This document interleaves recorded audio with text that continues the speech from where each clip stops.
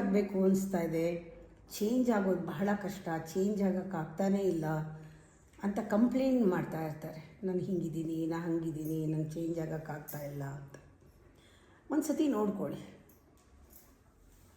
ಯಾತಕ್ಕೆ ಚೇಂಜ್ ಆಗ್ತಾ ಇಲ್ಲ ಅಂತ. ನೀವು ಚೂಸ್ ಮಾಡೋದು ಜಾಸ್ತಿ ಆಗ್ತಾ ಇದೆ. ಕಂಪ್ಲೇಂಟ್ ಮಾಡ್ತೀರಾ, ಆದರೆ ಬದಲಾಗಲ್ಲ. ದೇಹ ಇರ್ಬೋದು, ಸಂಬಂಧಗಳಿರ್ಬೋದು, ಆರೋಗ್ಯ ಇರ್ಬೋದು, ನಿಮ್ಮ ಗುಣ, ಇದೆಲ್ಲನೂ ನಿಮ್ಮದೇ ಚಾಯ್ಸ್ ಅಲ್ವಾ. ಚಾಯ್ಸ್ ಆಗಿದ್ದರಿಂದ ನಿಮ್ಮ ಕೈನಲ್ಲಿ ಬೇರೆನೂ ಚೂಸ್ ಮಾಡೋಕ್ಕಾಗುತ್ತೆ.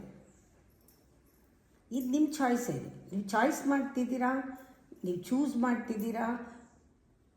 ಇದು ನೀವು ಚೂಸ್ ಮಾಡ್ಕೊಂಡಿದ್ದೀರಾ ಗೊತ್ತೋ ಗೊತ್ತಿಲ್ಲದೇನೋ. ಇವಾಗ ನೀವು ಚೂಸ್ ಮಾಡ್ಕೋಬಹುದು. ಆದರೆ ಆ ಚಾಯ್ಸು ಚೂಸ್ ಮಾಡುವಾಗ ನೀವು ಯಾವ ಸ್ಟೇಟಲ್ಲಿ ಇರ್ತೀರಾ, ಯಾವ ಲೆವೆಲ್ನಲ್ಲಿ ನಿಮ್ಮ ಮನಸ್ಸಿರುತ್ತೆ, ಮೈಂಡ್ಸೆಟ್ ಏನು, ಅದರ ಮೇಲೆ ಡಿಪೆಂಡ್ ಆಗುತ್ತೆ. ಚೂಸ್ ಮಾಡೋದು, ಚೂಸ್ ಮಾಡದೇ ಇರೋದು ಮೈಂಡ್ಸೆಟ್. ನೀವು ಯಾವ ಸ್ಥಿತಿನಲ್ಲಿ ಇದ್ದೀರಿ.